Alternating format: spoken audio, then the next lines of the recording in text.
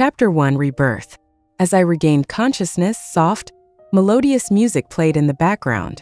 I opened my eyes and felt disoriented for a moment, only to realize that the scene before me was strangely familiar. I had been reborn on the very day of my engagement to Richard. In front of me was a jewelry box, and my mother's voice rang in my ears. "This is Richard's engagement gift to you. Put it on, and you'll officially be his fiancée." I didn't need to open it to know what it contained. A diamond ring, 1 carat, a common style. It had been bought by Richard's secretary without him even looking at it. I cast a cynical glance around the table. Richard was focused on picking food, while the others looked at me with satisfaction. I felt like a gift box packaged, priced, and handed over. No one bothered to ask if the gift box was willing, and no one cared if it had its own thoughts. But in this new life, I no longer wanted to be a tool for the White family. I had the same rights as my brother. Why should my entire life be planned for me just because I was a girl? I stood up. I refused to marry Richard. My mother's smile froze for a moment, her tone turning cold. "Joanna, sit down." The others continued chatting, dismissing my words. My mother even pulled me down. "Sit down and behave." I shook off her hand and repeated, louder this time, "I refuse to marry Richard." Slap. A sharp slap landed on my face, and my mother scolded me. "Joanna, you've become bold. How dare you defy me? Richard is a blessing for you. What right do you have to be picky?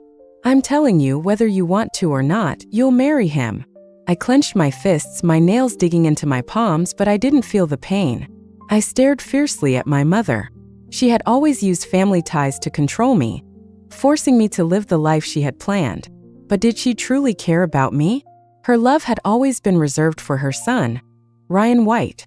With a trembling voice but unwavering resolve, I shot back. "If you like Richard so much, why don't you divorce Dad and marry him instead?" My mother was stunned. "Joanna, have you lost your mind? What nonsense are you talking?" My father, his face stern and exuding authority, snapped, "Apologize." "Ha!" I let out a cold laugh and, with a burst of strength, I flipped the table over. "Joanna! You little brat, you!" The room descended into chaos.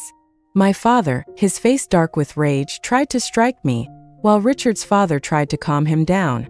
I watched the scene with a cold smile, ready to leave at any moment. The argument attracted the hotel manager, and along with him came one of the hotel's shareholders, Lucas Summer. I turned to look, and as soon as I saw that young, handsome face again, I couldn't control my emotions. I ran toward him, throwing myself into his arms. In my past life, I had embraced him countless times, but never had it felt as real as it did now. "Joanna! Joanna!" Lucas was equally stunned. We hadn't been this close since we drifted apart, and he didn't know how to react. I nestled into his chest and looked up at him. "Lucas Summer, can you take me away?" Chapter 2: The Past. Lucas and I grew up in the same neighborhood. We were childhood companions, always together. When we were in kindergarten, he was like my guardian, always watching over me. We were childhood sweethearts, and feelings naturally blossomed between us. But my parents didn't see it that way. My mother forbade me from getting close to Lucas. "That boy's background is too poor for you." Whenever she saw me with him, she would hit me. Over time, my back became a canvas of scars. When that didn't work, she resorted to threats. "If you get close to him again, the White family will destroy the Summers. Your parents have the power to make him disappear from this world. Understand?" I became scared and decided to distance myself from Lucas. I avoided him, picked subjects he didn't like, and had a nanny pick me up every day to avoid walking with him. One day, he blocked my way at the classroom door. "Joanna, what did I do wrong? Why are you ignoring me?" I looked at him quietly. "You didn't do anything wrong." After high school, I was sent to an all-girls college while Lucas went to Oxford.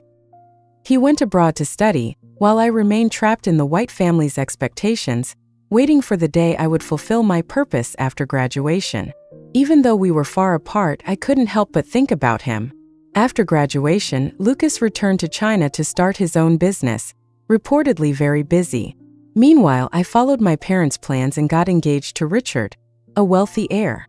Thanks to me, the White family gained many resources and prospered. My parents were proud of me, saying I was a good daughter. By the time my brother took over the family business, the White family was well established in the capital, but no one ever asked if I was truly happy. After marriage, Richard indulged in a hedonistic lifestyle, dating young models, and even brought women home during my postpartum period. He infected me with diseases, cut off all my social ties, and forced me to be a servant in his home. He constantly belittled and tortured me, eventually driving me into severe depression. I reached out to my parents and brother for help, but they told me I was now part of the Smith family and that I had nothing to do with the White family. They said I was being too dramatic, living a life of luxury yet still complaining. My mother even warned me to stay out of Richard's way, threatening that if I caused any issues that affected the family's business, she would make my life miserable.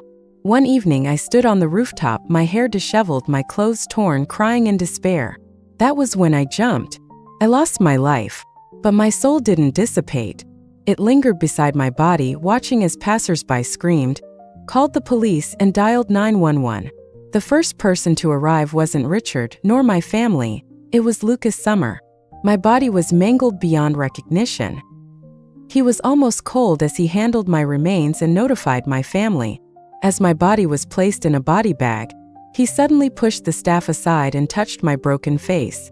A tear fell into my eye. He whispered, "I'm sorry I was late. I thought it was the end." But then came the years of his relentless pursuit. Lucas expanded his empire aggressively, and under his crushing pressure, both the White and Smith families went bankrupt, while the Summer family rose to dominance. He didn't stop there. He sent his men to collect debts, forcing my family and Richard to the brink of ruin. In the end, they were arrested. Once everything was settled, Lucas seemed to release all his burdens. His age suddenly advanced by years. He never married, leaving all his wealth to my daughter. One morning, his life force and my soul disappeared together beside my grave. Now I had a chance to stand before him again. This time I asked him to take me away. Chapter 3: I Want You. Hearing my request, his eyes instantly softened, and a brilliant light sparkled in them as he nodded solemnly. "Let's go." I left behind the chaos in the private room, following Lucas out amid my parents' scolding. Some parents are born to collect debts. In my past life, I repaid their debts. In this life, I would escape the cage. Even if I were covered by storms, I wouldn't regret it. I followed him to his car. He started the engine but didn't drive away. Instead, he teasingly smiled at me. The obedient girl has learned to defy her elders? I turned to look at him. The warmth in my palm was tangible, and his lively presence filled the air. The thought of him fighting against the White and Smith families for me, growing old alone, made my eyes well up. Lucas, confused, asked, "What's wrong?" I bit my lip. "I have nowhere to go now. Can you take me in?" His Adam's apple bobbed, and his gaze darkened a fraction. "Joanna, do you understand what you're asking?" I nodded seriously. "Please take me in." In my past life, he had guarded my grave for decades. Now, in this life, I had no regrets in making this decision. This man was worth it. His grip tightened subconsciously, and his warmth grew even more intense. He said, "Let's go home." I followed Lucas to his place. He had long since moved out from the Summer family home and now lived on his own. Over the years, he had made a name for himself in the capital. His apartment was a 3-bedroom, 2-living-room unit. Lucas told me to pick any room I wanted, and that daily necessities would be delivered soon. As I looked around his room, something on the storage shelf caught my attention. A Barbie doll, cute and delicate, yet out of place in his otherwise minimalist space. It was a gift I had given him when I was 5 years old. In return, he had given me a wooden horse figurine. But my mother had smashed the wooden horse as soon as I brought it home. "What is this garbage? Don't you know it could be contaminated? If you bring anything else home, I'll throw you out along with it." After that, I stopped accepting gifts from anyone. Lucas's wooden horse, however, remained forever in my heart. His voice interrupted my thoughts. "Joanna, I've been quietly watching you. Although your life seems glamorous on the outside, your smile has always been stiff, and there's never any light in your eyes. I've always felt you weren't happy. If I was just imagining things before, today's events have confirmed it. You're not living well in the White family." His emotions were hidden deep in his eyes, but his voice was soft and comforting, as if offering advice to a friend. You did well today. Taking the first step makes it easier to break free from the White family's control. Whatever you decide, I will support you. I turned and looked up at him softly, saying, "Thank you." Only then did I realize how close we were. If I raised my head even slightly, I could kiss him. I was tempted. My soul had been with him for decades, unable to touch him. Now, with just a slight move, I could feel his lips against mine. But before I could act, Lucas pulled back, looking slightly awkward. "I have some things to take care of at the office. You should rest." His ears were faintly flushed. Chapter 4. Taking back what's mine. Lucas went to work and I stayed at his place. Running away from an engagement was no simple matter. After over 20 years of control and planning, my ties with the White family were deeply intertwined. Breaking free was not going to be easy. Sure enough, on the third day, my mother called, her shrill voice cutting through the air. "Joanna, how long are you going to keep fooling around? Come home." I held the phone away from my ear and calmly asked, "Has the engagement with the Smith family been canceled?" She exploded like a firecracker, shouting, "Cancel what? You ungrateful daughter. Running off with another man on your engagement day. How can you be so shameless? Richard doesn't mind your past, and he's still willing to marry you. You should be thanking the heavens. Come back and apologize to the Smith family." Though I had expected this outcome, I still felt a pang of sadness. I refused to marry Richard. I want to marry Lucas Summer. My mother froze for a moment, then flew into a rage. "Have you lost your mind? That boy from the Summer family? His family can't help us in business at all." I sighed. "Mom, is that all I am to you? Just a tool for financial gain?" She paused as if embarrassed before snapping, "What nonsense are you talking? Did that Summer boy put you up to this? Just wait. I'll come find you. You'd better come back and reflect on your actions." I let out a cold laugh and hung up the phone. They would find me eventually. Hiding was not a permanent solution. Besides, in this new life, I would not let the White and Smith families continue to prosper. As the eldest daughter of the White family, I had a stake in the family business. In this life, I would take back what was rightfully mine. Chapter 5. Cooperation. That evening, when Lucas returned, he found that I had prepared dinner and even opened a bottle of wine. I greeted him with a smile that lit up my face. "You're back. Dinner's ready." He looked at me surprised, then sat down to taste the food. "It's good. Cheers." I raised my glass and we clinked glasses. The warmth of the wine spread through me, filling the room with a comfortable heat. I removed my jacket, revealing a silk slip dress underneath. Lucas couldn't hide his amazement as his gaze swept over me. Thinking of my past life's despair and his lonely existence, I summoned all my courage, took a sip of wine and leaned toward him. He froze. His pupils dilated in shock as I pressed my lips against his. It felt as though we were both drunk, lost in the passion of the moment. His fingers brushed my shoulder, sending a jolt of electricity through me. But just as things were about to intensify, Lucas suddenly stopped. His voice, hoarse, broke the silence. "Joanna, do you know what you're doing?" I nodded, my heart racing. "Of course, Lucas Summer. I want you." His face flushed, and despite the obvious desire in his eyes, he trembled as he helped me put my jacket back on. His gaze shifted, avoiding mine. "Whatever you want, I will give you. But I can't cross that line with you." "Why?" "Because I like you." His eyes met mine, serious and unwavering. "I care about you, not just for physical pleasure. Joanna, because I like you, I respect you.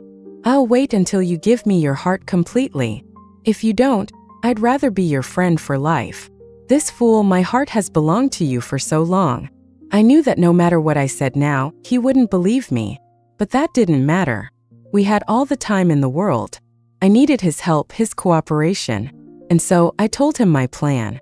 Lucas listened in stunned silence, his eyes filled with disbelief, but I could see a flicker of self-mockery deep in his gaze. I was confused for a moment, but then it hit me. He thought I was using his feelings. I couldn't help but chuckle, though I didn't try to explain. I simply nodded seriously and said, "When I get what I want, you will get your fair share. Every last bit." Chapter 6. Exposure. After that night, I returned to the White family. Naturally, I was met with harsh punishment and scolding. After kneeling for 2 hours, I finally received their forgiveness. My mother then instructed me to visit the Smith family the next day to apologize in person. That evening, I cooked dinner as a gesture of contrition. As I was bringing the dishes to the table, Ryan White returned home. When he saw me, he only sneered. "Weren't you running away from the wedding? Why are you back?" I smiled ingratiatingly. "Brother, you're back. Wash your hands and let's eat." Ryan glared at me. "Call me Mr. White. Do you think you're worthy of being my sister? Joanna, know your place. Even if you carry the White name, you're nothing but a servant born to serve me. Don't delude yourself into thinking you're a real White family daughter." I smiled humbly. "You're right." In the following days, I did as they asked. I visited the Smith family to apologize, worked diligently at home, and took on all the chores without complaint. My parents kept up the appearance of a happy family, occasionally ordering me around and reminding me how to behave as a good wife after marriage. But Ryan, spoiled since childhood, was arrogant and often resorted to either beating or scolding me. I continued to flatter him, acting more humble than a maid, bowing my head and submitting to him. After a week, I had gathered enough material. The living room had cameras installed, and late that night I messaged Lucas. 10 minutes later, his hacker had infiltrated our surveillance system and copied all the footage. The next day it went viral. A video titled "The Real Life of a Wealthy Heiress" topped the trending list, showing clips from the surveillance footage in our living room. In the video, I brought Ryan a bowl of soup, only for him to knock it over. I immediately knelt down to clean the spill, while he laughed mockingly. There were also clips of me being punished, with my mother sitting on the sofa, holding a feather duster, lecturing me about the proper conduct of a wife. And more footage of me ironing clothes, sweeping the floor, wiping the tables, washing vegetables, and doing the dishes. Soon after, news broke that I was being forced into an engagement with Richard. Alongside this, scandalous reports emerged about his lavish spending in nightclubs and his escapades with dancers in hotels. The online discussions were relentless, and the topic gained more and more traction. Heiress? More like a servant. Can't believe this pampered princess is treated worse than a maid at home. The White family is heartless. How could Mrs. White be so cruel to her own daughter? And forcing her to marry Richard? Is he even worth marrying? The White family is inhumane. Poor Joanna. Chapter 7: A Plan. Amid the intense public pressure, the White family's stock value plummeted, and deals they were negotiating were abruptly canceled. My father was so anxious that cold sores appeared at the corners of his mouth, and my mother took her frustration out on me. "You little brat. Did you leak this? I knew you couldn't be trusted." I looked at her with a pitiful expression. "I didn't. Mom, only you and Dad have access to the surveillance footage. I can't get to it." She paused, and I quickly added, "Besides, I'm your daughter. Why would I do something to damage our family's reputation? I regret running away from the engagement already. I would never do something so foolish again." She was half convinced, muttering, "Could the surveillance footage have been hacked?" Just then Ryan came home. He cursed at me and then checked the surveillance footage. It didn't take long for him to confirm that the system had indeed been compromised. My mother turned off the cameras and shoved me roughly. "Go online and clarify that you did all those things willingly. We didn't force you into any of this." I moved slowly. "Mom, will clarifying even help? Without hard proof, everyone will just assume you forced me into it." She panicked, pacing frantically. Ryan suggested a few ideas, but they were laughable. Seeing their panic, I spoke calmly. "Actually, I have an idea. Spit it out. The key issue right now is that I'm being treated like a servant and being forced to marry Richard. If we change the narrative to show that I did everything willingly and actually want to marry Richard, it might help." "That's obvious. Of course, you know whether it's voluntary." My mother shot me a glare. Yes, the White family knew it wasn't voluntary, but did they care? I smiled bitterly and continued, "If I had enough power and resources, then whatever I did would be seen as voluntary, because logically, I wouldn't need to follow anyone's orders." My mother furrowed her brow. "What are you getting at?" I said matter-of-factly. "If you and Dad sign an agreement giving me 5% of White Corporation's shares, Then when people see the footage, what will they think? Ryan immediately jumped up, shouting, "Dream on! White Corporation is mine. It has nothing to do with you." My mother thought for a moment and finally grasped the idea. They'll think it's all fake, or that you're just doing this for attention. But then she narrowed her eyes suspiciously. "Joanna, are you trying to take Ryan's inheritance?" I replied, composed, "Of course not. Just add a clause that the agreement becomes void once I get married." She mulled over it, still unsure. I pushed further. "If the public outcry continues, the Smith family might cancel the engagement." In reality, the Smith family wouldn't cancel the engagement. Richard's reputation was already tarnished, and no reputable family would want their daughter to marry him. Amid the intense public pressure, the White family's stock value plummeted, and deals they were negotiating were abruptly canceled. My father was so anxious that cold sores appeared at the corners of his mouth, and my mother took her frustration out on me. "You little brat. Did you leak this? I knew you couldn't be trusted." I looked at her with a pitiful expression. "I didn't. Mom, only you and Dad have access to the surveillance footage. I can't get to it." She paused and I quickly added, "Besides, I'm your daughter. Why would I do something to damage our family's reputation? I regret running away from the engagement already. I would never do something so foolish again." She was half convinced, muttering, "Could the surveillance footage have been hacked?" Just then Ryan came home. He cursed at me and then checked the surveillance footage. It didn't take long for him to confirm that the system had indeed been compromised. My mother turned off the cameras and shoved me roughly. "Go online and clarify that you did all those things willingly. We didn't force you into any of this." I moved slowly. "Mom, will clarifying even help? Without hard proof, everyone will just assume you forced me into it." She panicked, pacing frantically. Ryan suggested a few ideas, but they were laughable. Seeing their panic, I spoke calmly. "Actually, I have an idea." "Spit it out." "The key issue right now is that I'm being treated like a servant and being forced to marry Richard. If we change the narrative to show that I did everything willingly and actually want to marry Richard, it might help." "That's obvious. Of course, you know whether it's voluntary." My mother shot me a glare. "Yes, the White family knew it wasn't voluntary, but did they care?" I smiled bitterly and continued, "If I had enough power and resources, then whatever I did would be seen as voluntary, because logically, I wouldn't need to follow anyone's orders." My mother furrowed her brow. "What are you getting at?" I said matter-of-factly. "If you and Dad sign an agreement giving me 5% of White Corporation shares, then when people see the footage, what will they think?" Ryan immediately jumped up, shouting, "Dream on! White Corporation is mine. It has nothing to do with you." My mother thought for a moment and finally grasped the idea. They'll think it's all fake, or that you're just doing this for attention.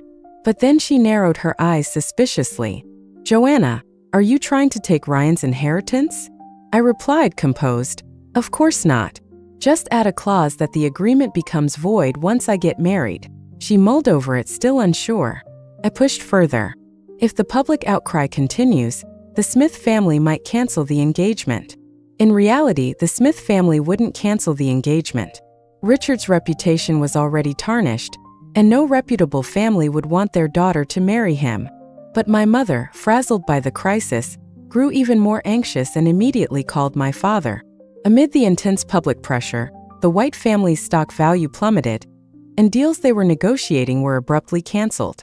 My father was so anxious that cold sores appeared at the corners of his mouth, and my mother took her frustration out on me. "You little brat. Did you leak this? I knew you couldn't be trusted." I looked at her with a pitiful expression. "I didn't. Mom, only you and Dad have access to the surveillance footage. I can't get to it." She paused and I quickly added, "Besides, I'm your daughter. Why would I do something to damage our family's reputation? I regret running away from the engagement already. I would never do something so foolish again." She was half convinced, muttering, "Could the surveillance footage have been hacked?" Just then Ryan came home. He cursed at me and then checked the surveillance footage. It didn't take long for him to confirm that the system had indeed been compromised. My mother turned off the cameras and shoved me roughly. "Go online and clarify that you did all those things willingly. We didn't force you into any of this." I moved slowly. Mom, will clarifying even help? Without hard proof, everyone will just assume you forced me into it. She panicked, pacing frantically. Ryan suggested a few ideas, but they were laughable. Seeing their panic, I spoke calmly. Actually, I have an idea. Spit it out. The key issue right now is that I'm being treated like a servant and being forced to marry Richard. If we change the narrative to show that I did everything willingly and actually want to marry Richard, it might help. That's obvious. Of course, you know whether it's voluntary. My mother shot me a glare. Yes, the White family knew it wasn't voluntary, but did they care? I smiled bitterly and continued. If I had enough power and resources, then whatever I did would be seen as voluntary, because logically, I wouldn't need to follow anyone's orders. My mother furrowed her brow. What are you getting at? I said matter-of-factly. If you and Dad sign an agreement giving me 5% of White Corporation shares, then when people see the footage, what will they think? Ryan immediately jumped up, shouting, Dream on. White Corporation is mine. It has nothing to do with you. My mother thought for a moment and finally grasped the idea. They'll think it's all fake, or that you're just doing this for attention. But then she narrowed her eyes suspiciously. Joanna, are you trying to take Ryan's inheritance? I replied, composed, Of course not. Just add a clause that the agreement becomes void once I get married. She mulled over it, still unsure. I pushed further.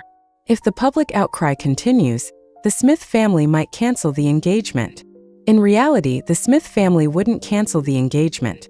Richard's reputation was already tarnished, and no reputable family would want their daughter to marry him.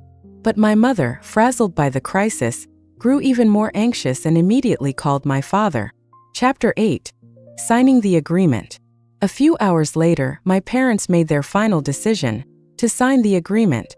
After all, the resources of the Smith family were invaluable. Signing a small, risky agreement now could yield double the rewards later.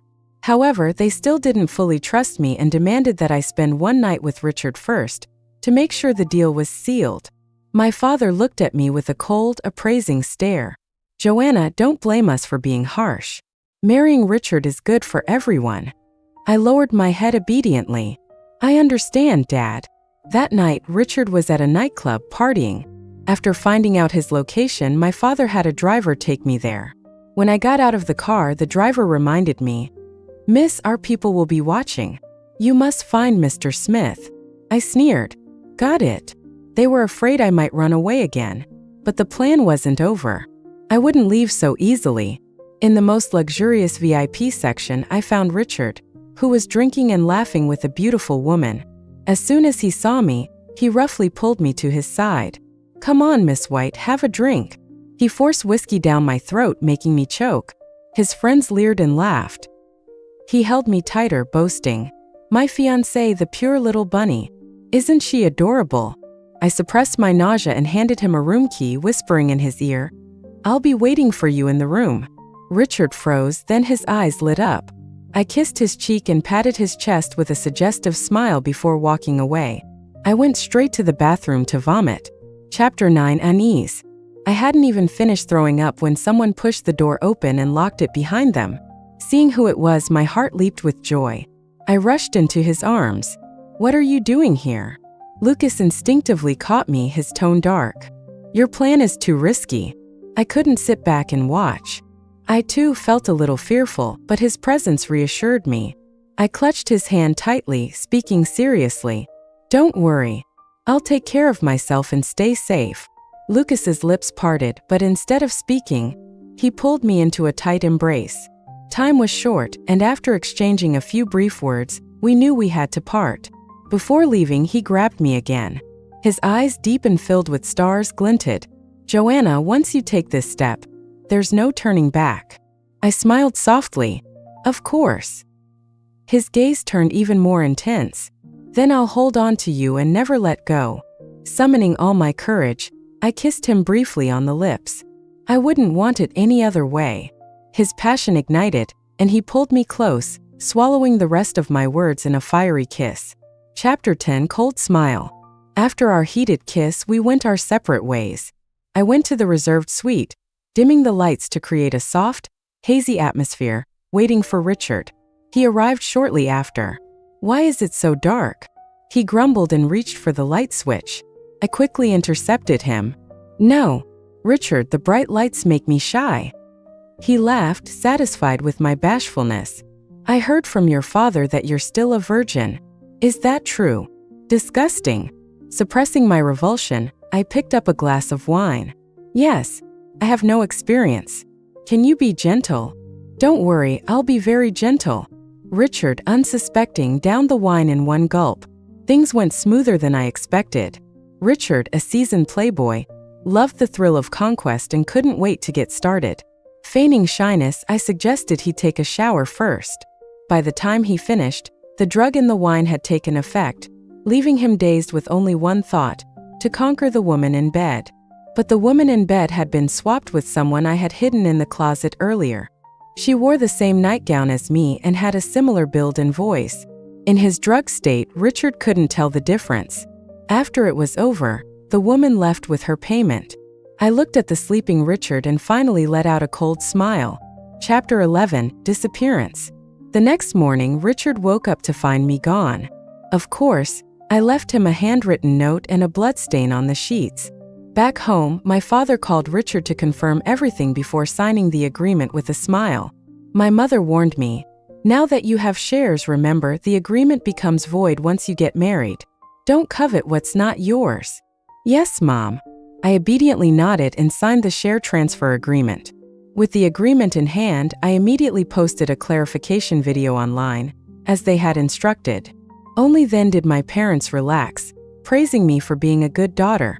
Coincidentally, Richard asked to meet, giving me an excuse to leave home. Of course, I didn't go to see Richard.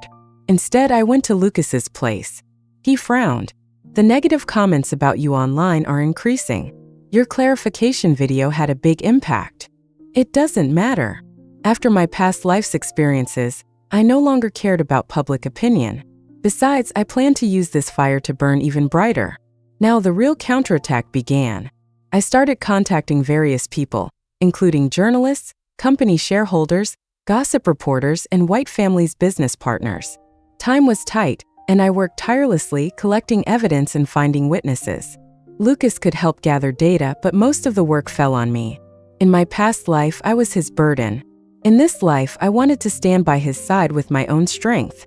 The White Corporation's financial situation was dire, but they had hidden it in their reports. In my past life, they survived thanks to the Smith family's investment after I married Richard. This time, I would expose them before they could act. After 3 sleepless days and nights, I was ready. I checked my phone and saw dozens of missed calls from the White family and Richard. Just then, my phone rang again. I answered to hear my mother's furious voice. "You little brat, where have you been? Richard has been looking for you for 3 days. Are you trying to run away again? I'll call the police if you don't show up." I smiled. "Mom, don't worry. You'll see me soon." Chapter 12: Press Conference. She did see me, but on the screen. I held a press conference, exposing the White Corporation's fraudulent financial reports. By the time the White family realized, I was already standing in front of the cameras, presenting the company's financial data. As a shareholder of White Corporation, I demanded transparency, calling for the release of accurate financial reports and bond records, and I publicly accused Chairman Dong White of embezzlement and false capital contributions. The stack of evidence I held nearly buried the White Corporation. The press conference caused a massive uproar, with reporters clamoring for answers. "Miss White, why are you publicly accusing your own family?" Because the video released online was true. I answered calmly. I suffered various abuses in the White family. Although I'm their daughter, I had none of the privileges of a wealthy heiress and was even sold to the Smith family for resources. Do such people deserve to be called my family? Another reporter asked. But you recently clarified that those were staged, and you own 5% of White Corporation's shares. I replied. They forced me to clarify, and the 5% shares were their compensation. The reporter pressed on. But if you bring down White Corporation, your shares will be worthless. Have you thought about that? I smiled. I don't care about White Corporation's money. I wanted the shares to have the legal right to question and challenge them. During the conversation, the hall doors burst open, and someone stormed in. It was my father. He was furious. "You ungrateful wretch." He tried to rush at me but was stopped by the reporters. Seeing this, he shouted, "You tricked and coerced us into signing the agreement. I declare it void." Under the flashing lights, I smiled gracefully. "Dad, once signed, the agreement is valid. Do you have evidence of coercion?" Indeed, fearing another hack, my mother had turned off the surveillance during our conversation. My father was speechless. After a while, he desperately said, "Don't forget, the agreement becomes void once you get married. What can you achieve in these few days?" I said clearly, "I can stay unmarried for life." He had nothing left to say. I raised the evidence in my hand. "Now, Chairman, please respond to my accusations." Chapter 13: Retribution. My father couldn't respond and had to face the charges of embezzlement and false capital contributions. The press conference ended with the police taking my father away, but the online discussion continued to rage. With the evidence I provided, the court quickly held a trial. My father was sentenced to 7 years in prison for false capital contributions and embezzlement, and his assets were confiscated. White Corporation's stock plummeted, and Lucas and I seized the opportunity to acquire a controlling stake, making him the largest shareholder. As Lucas's proxy, I took control of White Corporation and began my journey in the business world. One day, while I was busy, I received an unexpected call. It was Richard. His voice was oily and repulsive. "Joanna, how have you been?" I frowned. "What do you want?" He chuckled. "I miss you." That night, it was a bit hazy. "How about we meet again? Even though the White family has fallen, my feelings for you haven't changed. You're still my fiancé." I coldly replied, "The engagement is off. Don't contact me again." He shamelessly insisted, "How can that be? I'm your man. I have to take responsibility." His arrogance made me laugh. "Do you really think it was me that night? Let me tell you, it was a woman I hired. If you liked her, I can give you her contact, but I'm not interested in you." Richard was furious. "You tricked me.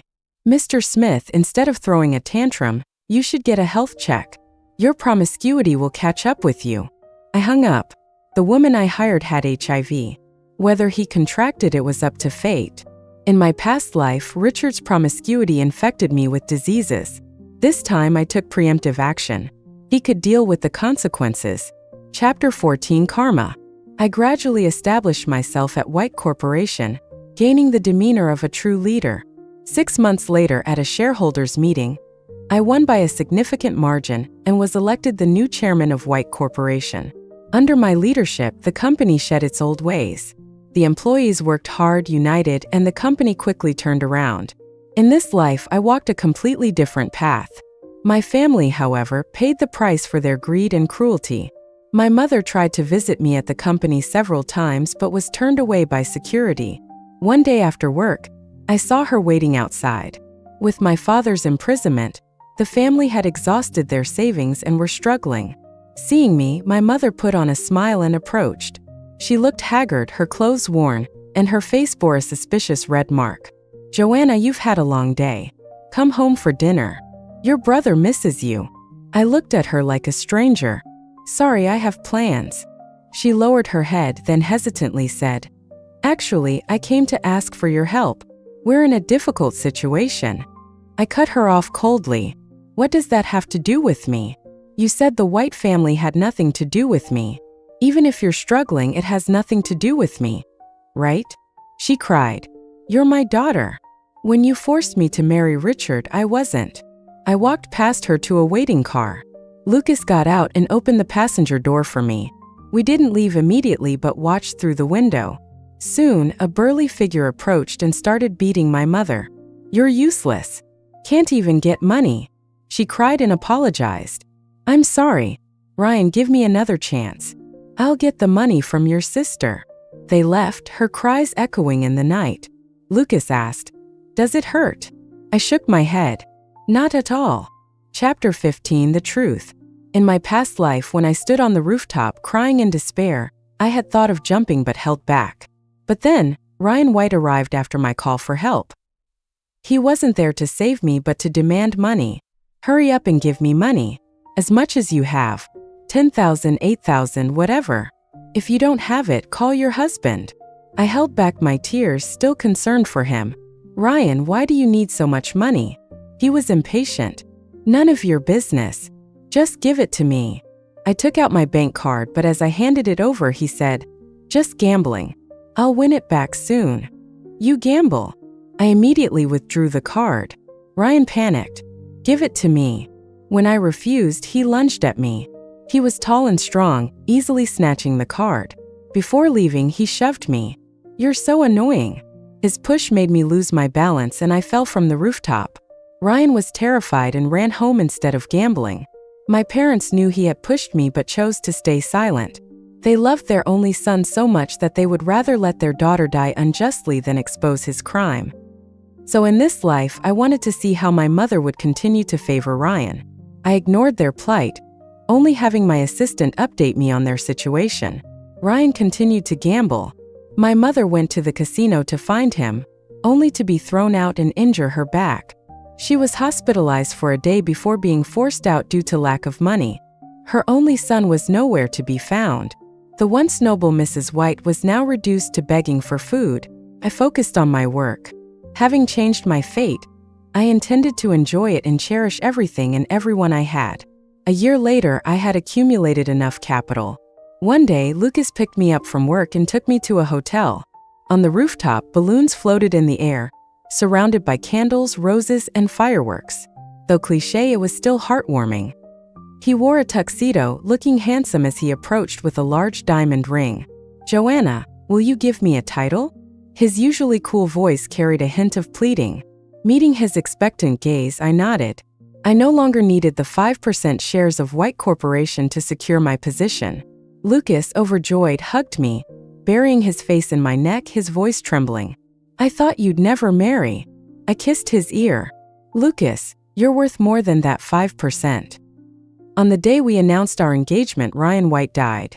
Addicted to gambling, he accumulated massive debts and had to flee. I called his creditors and told them his location. Ryan was caught at the docks, beaten to a pulp, and in a desperate move, jumped into the sea, drowning. He overestimated his abilities. After his death, my mother was devastated, crying for days. Then she thought of me. Knowing I wouldn't help, she sued me. I respected the court's decision. The court ruled that I had to pay her a monthly allowance of $2,000, but only after she turned 60. Until then, leaving the courthouse, I smiled at her. Until then, support yourself. Don't bother me. Her face cracked, tears streaming down her cheeks. Years later, I heard she disappeared. At that time, I was lying in Lucas's arms, eating grapes he fed me. He asked, should we look for her? Without hesitation, I shook my head. Those who never showed me true affection didn't deserve my pity.